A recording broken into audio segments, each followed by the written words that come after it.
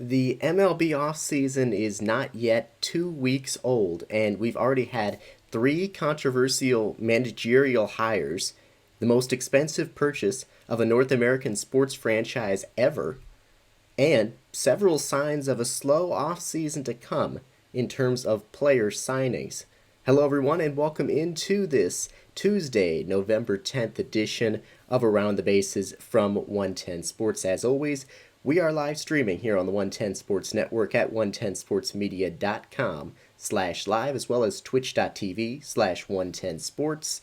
And along with all of our other 110 live programming, it's also available on demand on the website, Apple Podcasts, Spotify, and YouTube. Just search for 110 Sports. It is great to be back here on ATB Live after last week off from the program. Of course, a good time to reset with the MLB season coming to a close. Of course, the Dodgers, your 2020 World Champions, took the week off to reset. Of course, a hectic and tense week for the country as well, but happy to be back here today talking baseball. And we do have a lot to discuss because there has been a lot going on in the baseball world in the last almost 2 weeks since the end of the regular season, more than I could have expected. Of course, it makes sense that we have a couple of managerial hires, but I did not expect it to this degree where we'd have three new managers. They would all come with some degree of controversy. We had the Mets sale getting finalized, and we have a press conference actually going on right now with the new Mets owner speaking to the media.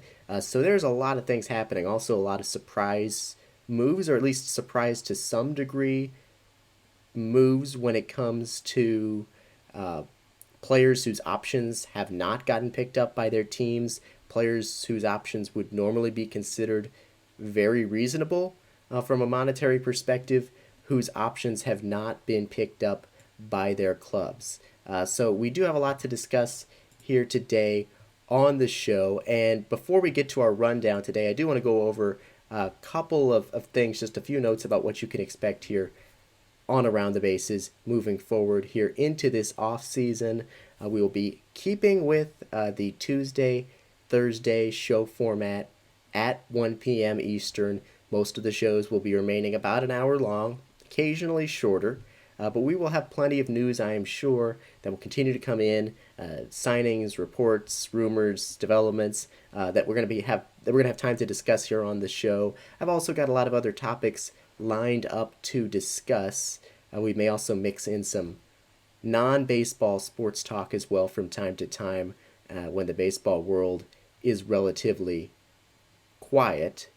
So we have a lot to get into. We're going to have a lot to discuss here across the next couple of weeks and into the winter, more as the off season progresses. So let's jump into today's rundown. Basically, the format for today's show is a lot of catching up on the biggest storylines of the last few weeks. So there's a list of a lot of things here on the screen, I know, that we're going to get into today. We're going to talk about the managerial hires of Tony La Russa, of AJ Hinch, and of Alex Cora. We're going to talk about the impact of the Mets' new owner, Steve Cohen, and what that could mean for the Mets on the field sooner rather than later. We're going to discuss some of the recent award winners. We have awards that are being handed out tonight, in the next 3 nights actually, on MLB Network, some of the bigger awards, but we've already had Silver Sluggers, Gold Gloves, and other awards handed out. Rookie of the Year just last night, so we will get into that a little bit. We're also going to discuss something I mentioned a minute ago, some of the early signs that we're in for a slow off-season in terms of player signings. What exactly are those signs? Why do they tell us it's going to be a slow off-season for player signings, or at least that salaries are going to be down? What's the situation? What have we seen? What does it mean? We'll discuss that.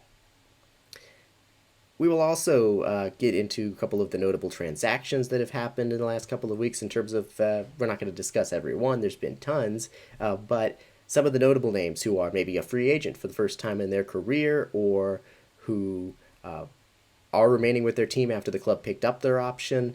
So there's a lot of things to discuss there. quick hits at the end to just touch on a couple of other topics that have emerged in recent weeks, and we'll end with what's on deck as always. So let's go ahead and jump right in to our three new managers. We have three new managers, but when I say new managers, they're not new at all. They're not new to managing in the major leagues. Three hires within the last couple of weeks. For the White Sox, it's Tony La Russa. For the Tigers, it is A.J. Hinch. And for the Red Sox, it's a familiar face. Alex Cora is back in Boston and is supposed to be announced at a press conference happening today.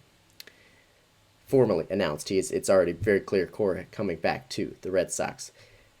So let's go through these one by one a little bit here, and because there's something to be said for each of them in each situation. And pardon me, sorry, we're having some technical difficulties there. Let's start with Tony La Russa and the White Sox situation. There is now some new troubling reporting about La Russa that just came out last night, and we're going to talk more about that in just a minute. But first, I want to kind of walk through the White Sox situation leading up to this hire of La Russa. The White Sox, of course, they had not reached the playoffs in 11 straight seasons. It had been a struggling organization, a struggling team for basically the last decade. They had been rebuilding in recent years, and there was real promise that eventually they were going to get there. It was a matter of how soon, and it looked like heading into this year we were really getting close to a really competitive White Sox team again. And that turned out to be the case, as the White Sox had an incredible 2020 season, a very impressive season, as they have a young core with some great young players from Lucas Giolito, their ace, to Eloy Jimenez and Luis Robert and Yoan Moncada. They have a lot of young, and Tim Anderson. They have a great young core of hitters and also some pitchers in addition to Giolito, who may be a little bit behind some of those other guys, but who are emerging right now onto the scene.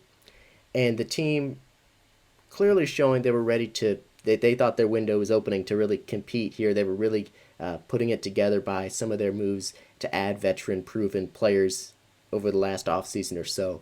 With Dallas Keuchel being signed, that was a great move for them. At least it worked out that way this past year. And also the signing of Yasmani Grandal.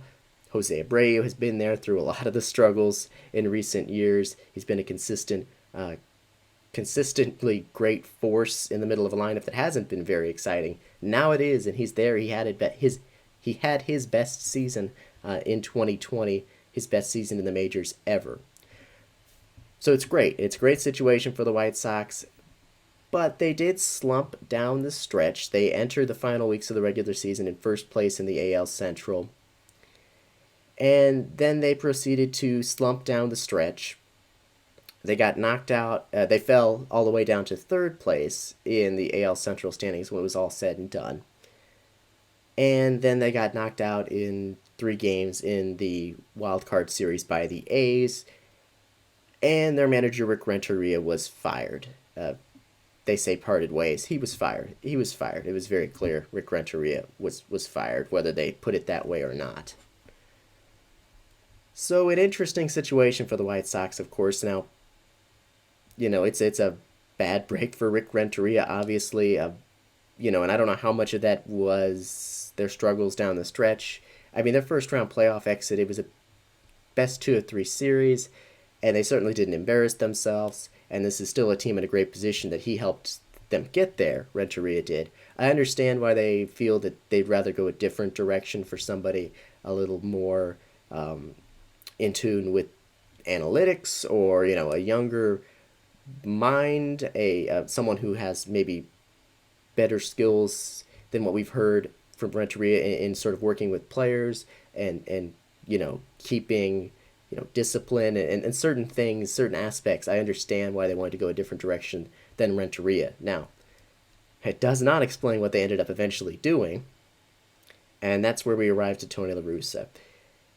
From all accounts and from reporting that I've read from very reputable sources, the White Sox general manager, Rick Hahn, wanted someone to be their manager like A.J. Hinch.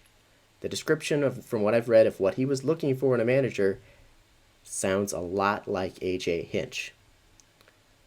He was looking for someone who had experience winning recently and someone who was young-ish, someone who's going to be able to connect with the players, someone with an eye for the analytics as well. He wanted someone like A.J. Hinch. The White Sox owner, Jerry Reinsdorf, is in his 80s, and he ultimately had the final say on this, of course. He's the owner. And once he found out that his friend, Tony La Russa, wanted the job, the search was over. There was no formal interview with A.J. Hinch. Doesn't sound like there were formal interviews with very many people at all. And 41 years after the White Sox hired him, for the first time, Tony La Russa is back with the Chicago White Sox. The 76-year-old Hall of Famer, set to manage for the first time in over a decade on a multi-year deal. La Russa retired after the 2011 season after leading the Cardinals, where he had managed for several years in St. Louis, to a World Series title, the second World Series title under La Russa. He retired after the 2011 season, and he'd worked in various front office roles as an advisor for different organizations to front office work. And now he is the White Sox manager. Again, he's going to be, when he manages a game, the third oldest person to manage a major league game in MLB history. So, before we even get to the recent news that we learned about La Russa, a little bit of my reaction. Clearly, there's no questioning La Russa's track record when it comes to on-the-field success. He's the third winningest manager of all time in MLB history. Only two managers ever have more wins than Tony La Russa. He's in the Hall of Fame. He's won, I believe, 3 championships. 1 with Oakland, 2 with St. Louis. Definitely 2 with St. Louis. I think it was 1 with Oakland as well. And of course, though, the fit is very odd because it's an odd fit for any team. I mean, a 76-year-old Hall of Fame manager coming back after not managing for almost a decade is odd in any scenario. For any team, it would be a weird thing. But for a Chicago White Sox team that has so many young players with a very different dynamic than what La Russa has been known for, it's a very curious move. It's a very odd move. Now, as I wrote in a column for 110 Sports this past weekend, or heading into the weekend, I said in the end, it's going to be all about the results. And this is a highly talented White Sox team. They're going to likely succeed, and the manager they have at the helm is not likely going to, prevent them from succeeding or elevate them, by 10 wins. Like, it's not, managers aren't making that big of an impact. In the end, it will be about results. But the White Sox already kind of, clearly the reaction from the fan base here was not good. The White Sox fan base not happy about this move for hiring Tony La Russa for the most part. Again, I don't know, every White Sox fan is not going to feel the same way about this, but a lot of reaction that this is not, that, La Russa, respected within the game for his managerial abilities, his tenacity, his passion for the game, but that it was not a good fit for the organization at this point, at this time. And then we learned last night that La Russa has been charged with a DUI stemming from an incident in February, according to court records first obtained by ESPN. And those records and an affidavit indicate La Russa ran his vehicle into a curb on February 24th in the Phoenix area, was taken into custody following a field sobriety test, was argumentative, refused to submit to a breathalyzer or blood test. Eventually, a warrant was issued for his blood. When reached by comment last night by ESPN, La Russa responded, "I have nothing to say," and hung up. The case was filed on October 28th, one day before the White Sox announced La Russa would be their next manager. A White Sox spokesperson has confirmed to multiple media outlets that the team was aware of La Russa's arrest before naming him their manager. It's also important to note that this is not La Russa's first arrest for DUI. He was previously arrested and charged with DUI while in spring training in 2007 while managing the Cardinals. He later pled guilty to misdemeanor DUI in Jupiter, Florida.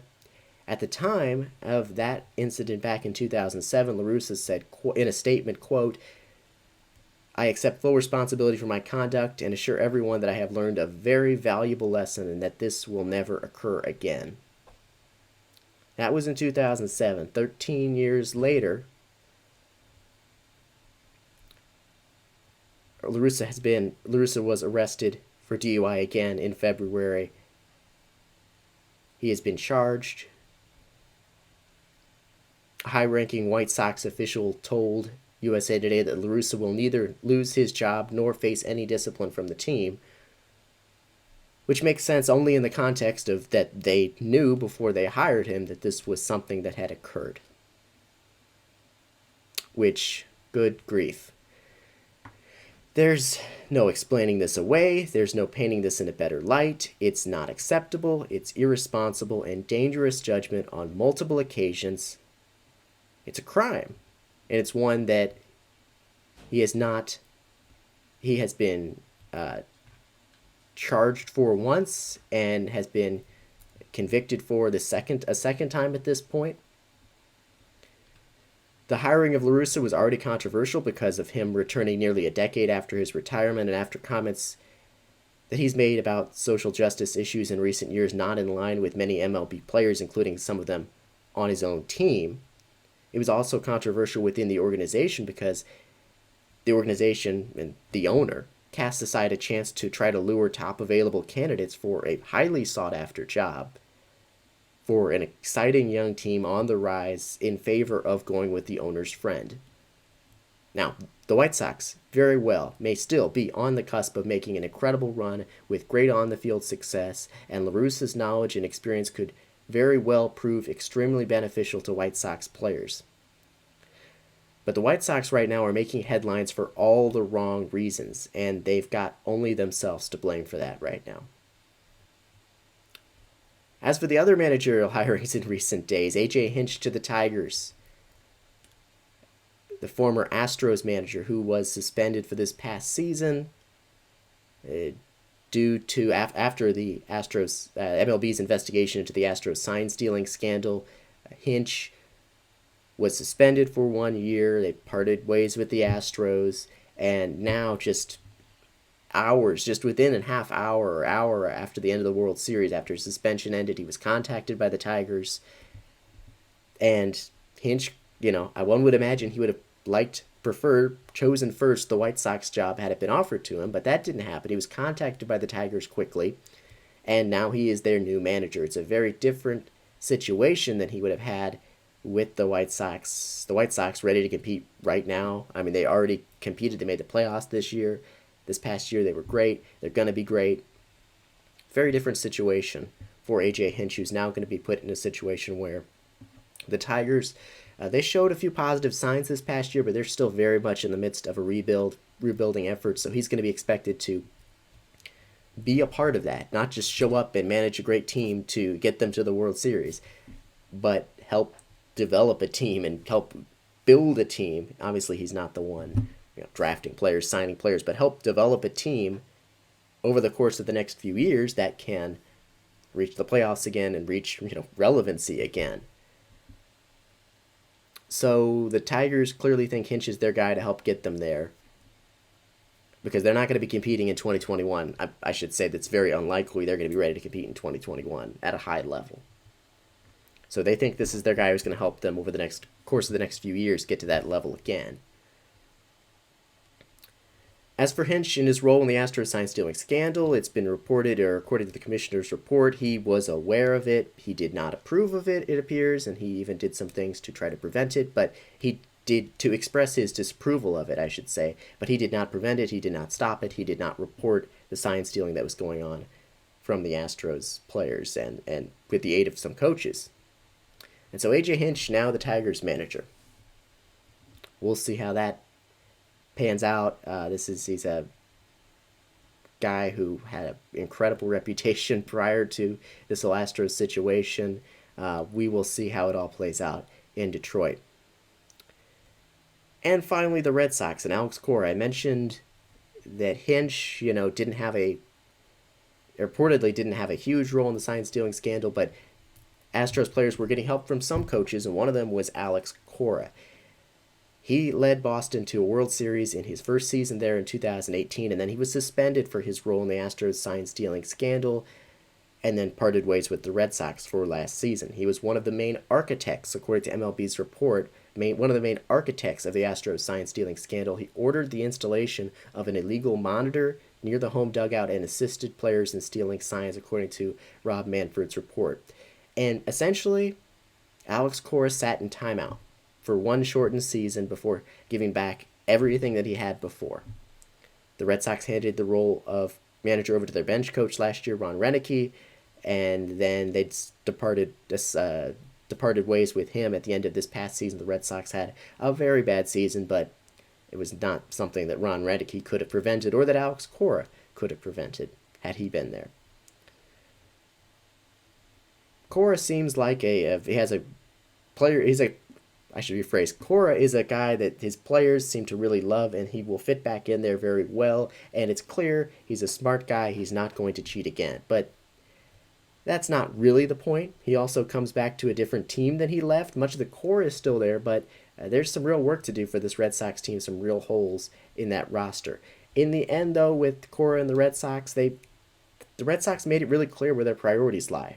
There's no denying it. It's just the way the industry works, and it's pretty darn clear in this example that at the end of the day, they think he's the guy to get them back to a World Series, get them another World Series ring, and they don't really care about the other stuff. That's what they want to prioritize most, and that's fine, but it's an example unlike, Hinch going from one team to another. It's very clear. They're bringing the same guy back. They know what he did. He didn't do it with them, but they know what he did. And they're bringing him back after 1 year, and it's their right. They can do that. His suspension was for 1 year. It just makes very clear what their priorities are. Which in some ways is good, I suppose, in that they're not trying to hide it. This is what they want to do. And so we shall see how it all plays out there. Again, not exactly a team in the same position as he left it. They've got some clear holes, particularly in that rotation. We'll talk about that coming up on Thursday, actually. Next topic to get into today, the Mets have a new owner. I mentioned at the top of the broadcast he has just been giving a press conference, his first press conference with the media as Mets owner, just within the last 20 minutes or so. Billionaire hedge fund manager Steve Cohen, the new owner of the Mets, following the most expensive purchase in North American sports franchise ever, over $2.4 billion. Former general manager of the Mets, Sandy Alderson, is returning as team president. General manager Brody Van Wagenen and his staff have departed. And, look, there's a lot of things if you're a Mets fan to pay attention to here, or if you're someone who's into the sports business arena to pay attention to here. But as far as on-the-field impacts, normally we don't, owners, they're not really grabbing headlines unless they say something dumb. Honestly, that's usually how it goes. Or they say something inspiring or do something. But most of the time, owners, you're not tying them to on-the-field impacts very much. You just don't care, even though, yes, they're also the ones who are, having a big say in what the, what's the budget, what is the budget that the team is going to have, what is their, how much money are they going to be able to put into free agents. That is coming from ownership a lot, but still, we just don't talk about ownership very much in the role of owners. But I think there's a case to be made here that we are going to see some on the field changes for the Mets that are really going to impact the landscape of that team, the NL East, Major League Baseball overall. Cohen has the financial resources to spend, and I think that's going to start as soon as this offseason. He's motivated to spend. Top free agents this offseason like Trevor Bauer, JT Realmuto, and George Springer, they all could be a fit for the Mets, who've missed the postseason in 4 straight years but do have the core to compete. There's no doubt about it. Syndergaard coming back from Tommy John, Jacob deGrom, J.D. Davis, Jeff McNeil, Dominic Smith, Pete Alonso. I could go on and on. They have a very good core. And so they can absolutely compete with just a couple of big moves. It's also going to be a culture shift for the Mets. It was just less than half an hour after the news of the sale came out. Noah Syndergaard took a dig at the Wilpons, the previous owners, who are still going to maintain a minority share, saying that he hopes Cohen will treat personnel in the organization like people and less like expendable commodities. Cohen has said that all team employees will be receiving restored pre-pandemic salaries, reversing pay cuts that came back in March. The team is also likely to be more analytically driven under Cohen. And from what I see from his press conference as we came on the air today, he's saying things like, I'm not trying to make money here. It's about building something great, building something for the fans, winning. I'm not in this to be mediocre. Those are some of the comments that I'm seeing that Cohen made in his press conference today. It's absolutely what you want to hear as a Mets fan, that's for sure. And of course, some of it may be PR and you're trying to say the right thing and get people excited, but he's certainly saying the right things in his initial press conference. There's really reason to believe he's going to make the moves. The Mets have been mediocre, but they've been a move or two or three away from really being a good team. They're not that far off. So there's reason to believe that Cohen's going to be able to get the Mets. He's going to put the money in. Whether it's we see them become a powerhouse, overnight over the offseason, I'm not saying that, but I think there'll be some money spent this offseason. And if it doesn't work, I think there could be more money spent next offseason or at the trade deadline. Like, he's not going to be afraid to give his front office a chance to make some moves, I think, in a way that we didn't see from the Mets before. So we're going to go ahead and take our first break of the show. When we come back, after the break, we're going to talk about some recent award winners from the past several days that were announced, and we're also going to talk about some of the early signs we've seen of a slow offseason ahead, plus some notable early offseason transactions. That is all coming up next here on Around the Bases from 110 Sports.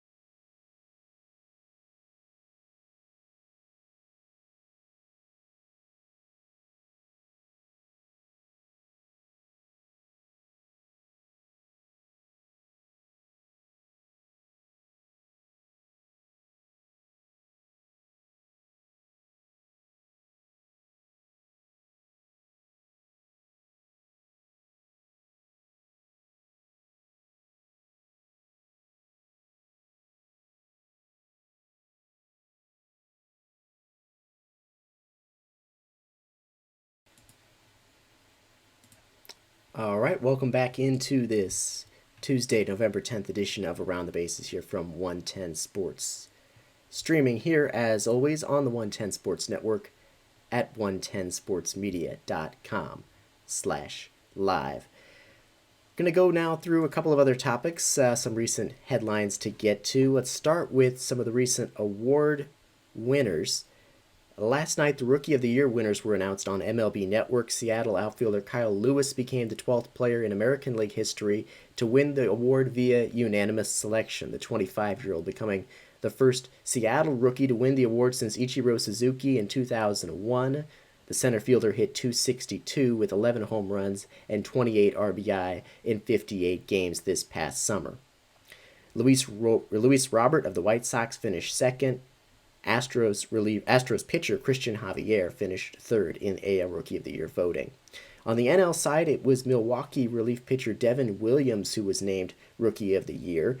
He dominated to the tune of a 0.33 ERA and 53 strikeouts in 27 innings in 2020. He allowed one run all year, which came on a solo home run in his second appearance of the season. He then went 20 straight appearances without another run crossing the plate. He became the first Brewer to win Rookie of the Year, since Ryan Braun back in 2007. Phillies infielder Alec Bohm finished second, and Padres infielder Jake Cronenworth third. Tony Gonsolin and Dustin May of the Dodgers rounded out the top five in NL Rookie of the Year voting. The Silver Sluggers were also announced last week, recognizing the top offensive players at each position from both leagues. In the AL, around the diamond, it's Salvador Perez, Jose Abreu, DJ LeMahieu, Tim Anderson, and Jose Ramirez. Mike Trout, Teoscar Hernandez, and Eloy Jimenez in the outfield. Nelson Cruz, the DH.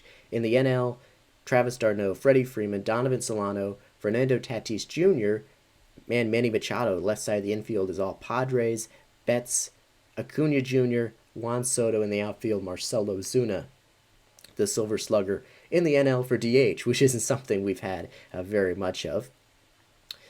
And so an interesting note there, the Braves with 4 Silver Slugger winners, d'Arnaud, Freeman, Acuna, and Ozuna, which is something that doesn't happen very much. 5 is the record. 4 is something that's only happened a couple times in MLB history. So a real sign of what the Braves did offensively this past year. The Gold Glove winners were also announced last week, headlined by Nolan Arenado, third baseman of the Rockies, winning his 8th straight, Mookie Betts, the 5th of his career. An important note about Gold Glove voting: in a typical season, 75% of the weight toward the selection comes from voting by managers and coaches from the teams, but the regional schedule the teams had this past season prevented voters from getting a proper in-person look at all of the candidates in their league, so the system was entirely based off of numbers. The Society for American Baseball Research's Defensive Index, that was the sole system used for determining Gold Glove winners for 2020. 18 Gold Gloves handed out in all, 11 to first-time winners, including Luis Robert, Joey Gallo, Javier Baez. The entire AL infield, aside from catcher, went to first-time Gold Glove winners. Arenado tied with Scott Rowland now for the third most Gold Gloves among third basemen all time, and he trails only Ichiro in terms of consecutive wins to begin a career. He's won in every season of his career. Nolan Arenado has won the Gold Glove at third base in the NL. Also, Arenado picked up his 4th consecutive Platinum Glove on Friday as the NL's best overall defender, as voted on by the fans. Betts, meanwhile, joined Willie Mays as the only players in MLB history with an MVP, World Series, 30 homer, 30 steal seasons, and 5 or more Gold Gloves. Royals outfielder Alex Gordon, who retired after this past season, he also won his 8th such award. So there were some flaws in the system this year, the fact that they went with the numbers only, but others can also argue there's flaws in the system when you go put so much weight just on the eye test and reputation alone, which is going to come a lot from coaches voting. Either way, it's understandable the system that they used. Arenado and Betts headlining the Gold Glove winners. Now let's talk about some of the early signs of a slow, brutal offseason ahead for player signings and player salaries. Rob Manfred, MLB commissioner, told Sportico back in late October that the 30 MLB teams combined to lose $3.8 billion overall this past season. This, of course, coming from the lack of fans, in large part, that teams are able to have at their stadiums. No fans during the regular season. The league has announced plans, I should say, for a full 2021 season, 162 games, the full regular deal, and Players Association head Tony Clark said that the players are planning for a full season, but there is still a huge degree of uncertainty about what that season may look like, with COVID-19 still far from under control in this country at this time. So will there really be 162 games? Is it possible that we could see regional schedules again, or will it really go back to normal in terms of scheduling too? That's the plan, but is it possible we go back to a regional schedule? What about the minor leagues? There was no minor league baseball in 2020. And basically the reality with that is that if minor league teams aren't allowed to have fans in the stands, aren't able to have fans in the stands, they're not going to be able to sustain the losses that would come from that and still put on games. And then at the major league level, are there fans allowed in the ballparks, or will teams be losing money because there aren't fans allowed in ballparks? And if there are, how many? What percentage? These things are huge for revenue. Of course, they're not huge in the overall scheme of life, but it's huge for revenue projections for these teams. As a result of those monetary losses from this past season and a lack of clarity about what their revenue projections for 2021 might look like, clubs are looking for ways to cut payroll. A lot of clubs are looking for ways to cut payroll. And several normally affordable, reasonable options on players, as in, player options that a team could pick up, are being declined and have been declined. Some of the notable ones, a couple of them, Cardinals declining Colton Wong's $12.5 million option. He's not a lights-out hitter, but he's one of the best defenders in baseball at the position. He's really been one of the most valuable second basemen in baseball over the past few years. And they declined a pretty affordable $12.5 million option on him. The Rays declined their $15 million option on Charlie Morton. A little bit of a down year for him, a veteran player getting up there in years, but he's been incredible in recent years. They declined their $15 million option on him. The Rays, already known for not being a high payroll team, they said, we can't afford to commit the $15 million. They'd like to have him back, but they can't afford the whole $15 million. But the biggest example of this phenomenon has been the Indians declining what would be a very reasonable option under normal circumstances, $10 million option on left-hander Brad Hand, who's considered one of the best closers in baseball, led the MLB in saves in 2020. Well, he had his $10 million option declined by the Indians, who placed him on waivers. Placing him on waivers, the hope that one of the other 29 teams would claim him and just have to pay that $10 million salary for 2021, and then Cleveland wouldn't have to pay a buyout for him. But not a single team, every one of the other 29 teams, had a chance to claim Brad Hand for $10 million for 2021. That's the only commitment. $10 million for one of the best closers in baseball, and nobody decided to claim Hand at that price. The Indians had to pay the buyout. Now he's going to be a free agent. That's a real sign right there of how the market is right now, and teams' hesitancy to pay normally affordable prices for really good players. Now, I really believe the top free agents are still going to get paid in a big way, but some of the mid-tier players and some of those really good players who just aren't in that top 5, top 10 in terms of free agents, they're going to have their salaries dragged down, and it could be a long winter for them. A lot of players are going to get non-tendered in the upcoming weeks and then eventually become free agents as teams look for cheaper alternatives to good but not great players at salaries they think they can find, they can go cheaper with, find all cheaper alternatives. So that's going to add more free agents to the pool. The market will be saturated with those mid-tier players. Salaries are going to probably be dragged down. Teams are going to want to wait to see if they can pay less. If there's a huge number of just good but not great outfielders out there, if you're a team looking for a good but not great outfielder, well, you're not going to go grab the first one at a high price. You're going to want to wait and see how cheap you can get one of them and wait. So it's going to lead to a long off season. And you also have the uncertainty about the DH in the National League. We'll talk more about that in a minute.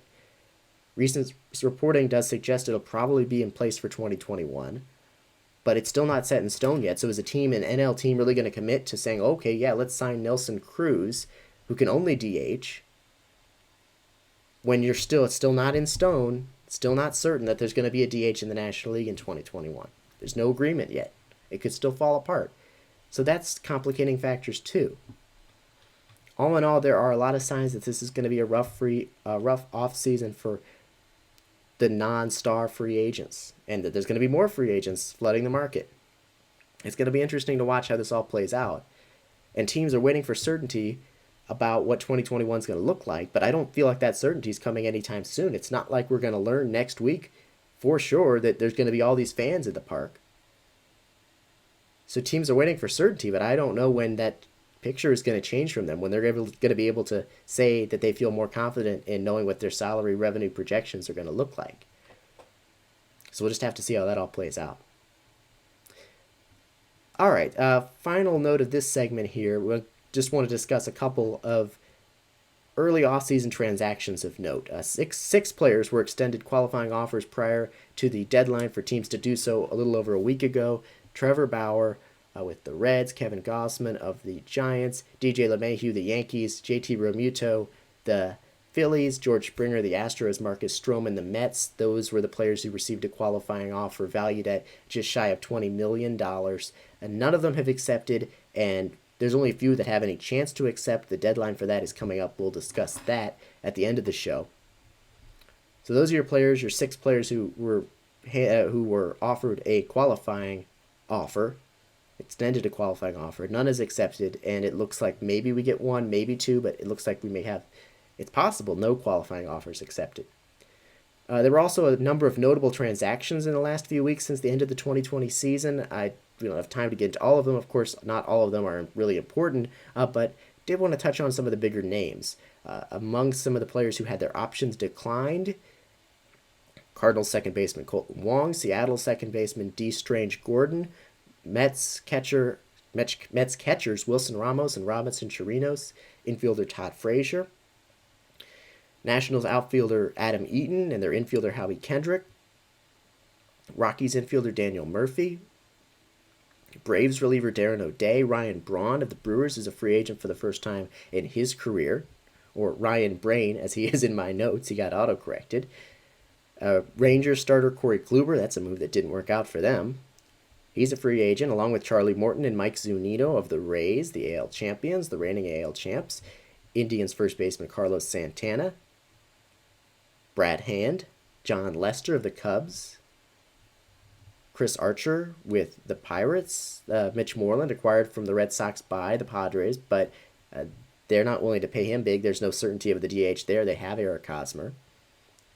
Sergio Romo with the Twins, Jed Jerko of the Brewers, one of their only good hitters in 2020. They said, nah, we don't want to pay him his option cost. All of them adding to the pool, the growing pool of free agents.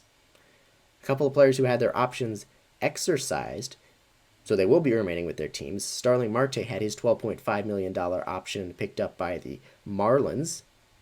He's their best hitter on their roster right now. Zach Britton for the Yankees, he had his $14 million option picked up for 2022, which is weird, but it was a requirement that the Yankees make a decision on that.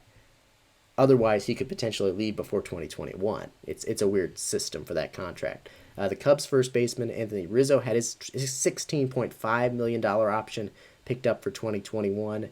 Mets Brad Brock at just over $2 million, and Delwin Betances at $6.8 million. And the Orioles picked up their $3.5 million option on shortstop Jose Iglesias, who had an outstanding offensive season. We know he's a wizard defensively. He had a great offensive season this past year. And we've had one really notable signing to this point of a free agent who you'd consider to be in the top, 50 or something like that. Robbie Ray of the starting pitcher signing with Toronto. The Blue Jays, of course, acquired him at the trade deadline, prior to the trade deadline from the Diamondbacks. He signed a 1-year, $8 million contract to stay in Toronto. Apparently they liked what they saw from him enough. Now, Ray is an interesting pitcher. He led baseball in walks in 2020. He led the NL in walks in 2020, despite the fact that he got traded to the AL at the midway point of the season. So he's really struggled with his control. He's a huge strikeout guy, though, year after year, 12-plus strikeouts per 9 innings. So the Blue Jays think that they've seen enough from him that they're confident to give him a contract much bigger than I would have expected. I would have thought, Robbie Ray, 1 year, $4 million, 1 year, $3 million. But he gets $8 from the Blue Jays. So an interesting thing there. All right, we're going to go ahead and take our final break of today's broadcast. When we come back, a couple of quick hits, some other news items from the past couple of weeks, and what's on deck. That's next here on Around the Bases from 110 Sports.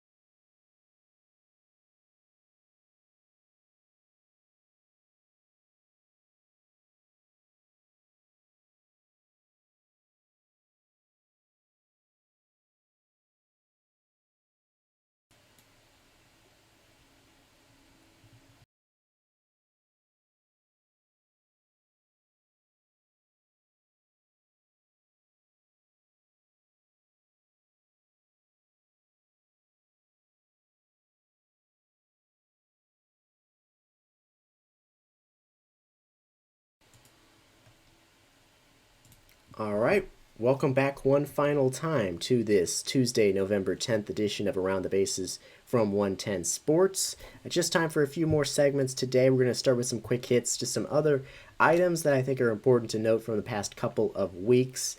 Former Astros general manager Jeff Luhnow is suing the club for breach of contract. He was infamously fired in the offseason this past offseason, shortly after being suspended by Major League Baseball for his role in the Astros sign stealing scandal. The 53-year-old's lawsuit alleges that owner Jim Crane and MLB Commissioner Manfred worked together to paint him as the scapegoat for the Astros sign stealing scandal and in turn cost him more than $22 million in guaranteed salary. Luhnow hasn't worked in baseball since January when, of course, since we've had Alex Cora and AJ Hinch get new jobs in recent days and recent weeks, something tells me that it's not going to be Luhnow getting hired by a new club anytime soon. Dodgers third baseman Justin Turner will not be punished, or I guess former Dodgers third baseman, he's a free agent now. Justin Turner will not be punished after MLB's investigation into the 35-year-old's actions following Game 6 of the World Series. Of course, you all remember, we talked about it several times on this show, or at least on our last episode. Turner had a positive COVID-19 test. It was discovered while he was playing in Game 6. He was pulled from the game. He returned during the Dodgers celebration, Turner apologizing in a statement, Manfred pointing out that there were additional factors leading to Turner's breach of protocol, including that he believed he had permission from some team employees, was encouraged by teammates, and believed some of his other teammates had tested positive as well. Manfred admitting that the league did not handle the situation as well as they should have. In other Dodgers news, though, it was reported Sunday that 9 people in the Dodgers organization have now tested positive for COVID-19. It remains unclear if there's any connection between those two situations, but either way, it's been reported that 9 people within the Dodgers organization have tested positive. ESPN's Buster Olney reported recently that the universal DH in 2021 is a safe bet. There's been a consensus that the new collective bargaining agreement that'll be hopefully negotiated to begin in 2022 will include the DH in both leagues, but that would leave a weird gap year because it was something that was agreed upon just for 2020. So now they need an agreement for 2021, otherwise there could be a weird gap year where you have DH, you have no DH, DH, no DH, DH in the National League. That would be a mess. So there's optimism that something's going to get done, but like I said before when I mentioned the Nelson Cruz example, our NL team's going to feel comfortable at this point making decisions based on the likelihood of them having a DH. I don't know when that's going to be formalized, but I feel like NL teams are going to want to wait before they do anything based off of that. Baseball's annual winter meetings, the busiest week of the offseason in Major League Baseball, have been canceled as an in-person event. All events will take place remotely. It was scheduled for December 6th through 10th in Texas. It's a stretch of like 4 days that are usually really the busiest stretch for free agent signings. Garrett Cole, Anthony Rendon, Steven Strasburg signed during the winter meetings last year. Angel star Shohei Ohtani is expected to return to his two-way duties in time for spring training. That according to the Los Angeles Times. The 26-year-old's rehab from a UCL strain is progressing well. Ohtani, of course, previously came back from Tommy John, so he hasn't pitched with consistently in the major leagues. He struggled hitting down the stretch in a DH-only role, but he's back to going two ways, hitting and pitching at both sides of the game come spring training. The hope that he can continue that into next season without problems. And some good news here, Baltimore Orioles outfielder Trey Mancini was recently reinstated from the injured list after completing chemotherapy treatment for colon cancer in September. He says he's feeling great and he's back to taking swings in the batting cage, so that is great news. All right, what's on deck? Our final segment for today. The major awards continue to be announced this week on 6 p.m. broadcast, 6 p.m. Eastern broadcasts on MLB Network. As I mentioned, we had Rookie of the Year yesterday. Manager of the Year will be announced today for the NL and the AL, that coming up at 6 p.m. Eastern again. Cy Young winners will be announced on Wednesday and MVPs on Thursday. As for Manager of the Year, it's Kevin Cash of the Rays, Charlie Montoyo of the Blue Jays, and Rick Renteria, the former White Sox manager, who are up for the award in the AL. Would not be surprised to see Cash get. Wouldn't be surprised to see any of them get it, but that would be something if Rick Renteria wins AL Manager of the Year. In the NL, Don Mattingly of the Marlins, David Ross of the Cubs, and Jace Tingler of the Padres up for the award. I'm imagining it's going to be either Mattingly or Tingler. Cy Young Award for the AL, it's Shane Bieber, Kenta Maeda, and Hyunjin Ryu. It's going to Bieber, no question about that. In the NL, it's Trevor Bauer, Yu Darvish, and Jacob deGrom. That's a close race. I'm expecting Bauer. Many people are expecting Bauer to get the award, but it would certainly be deserved for Darvish or deGrom as well. Also Wednesday, tomorrow, it's the deadline for free agents to accept or reject the qualifying offer. And, last I checked, like we talked about before, not many of them we've heard back from officially yet. We know that Trevor Bauer won't be accepting his. That's no surprise. So we'll see what happens there. Probably going to get some new information from players most likely rejecting qualifying offers today and tomorrow. And then coming up on Thursday's show here on Around the Bases, we will discuss, of course, the latest headlines and things that pop up in the meantime between now and Thursday. Plus, we'll begin some division off-season previews. So starting those right now on 110sportsmedia.com. You'll see those popping up over the next couple of weeks. We're going to talk about the East divisions on Thursday. We're going to go through for each team, each of the 10 teams in the AL East and NL East. We're going to go through a little reminder about how they did this past season, what grade I gave them for their 2020 performance relative to their team expectations and circumstances. Also, the moves they've made so far this offseason, what some of their key questions are, what their needs are this offseason. So we'll get into all that. We'll go through the East divisions on Thursday and then Central and West next week. But that is going to do it for this edition of Around the Bases here from 110 Sports. We appreciate you standing by and working with some of the technical difficulties we may have had today on the broadcast.